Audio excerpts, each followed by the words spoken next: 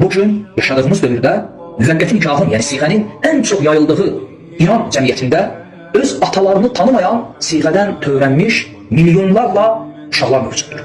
Hansı ki onlar öz atalarının kimliyini belə bilmirlər. Məgər bu rəzillikdən və zillətdən başqa bir şeydirmi? Təsəvvür edin ki, bir kişi bir qadın ilə müvəqqəti nikaha girir və ondan bir qız övladı olur. 15 ildən, 20 ildən sonra o da öz anasının yolu ilə gedir və bu kişi, yəni həqiqətdə bu qız uşağının atası bir gün gəlib özü də bilmədən öz qızı ilə müvəqqəti nikaha girir. Bax, İslam dininin elə zinanı qadağan etməsində əsas məqsədlərindən birisi budur. Kimin kimdən olduğu bilinmir, nəsillər itir.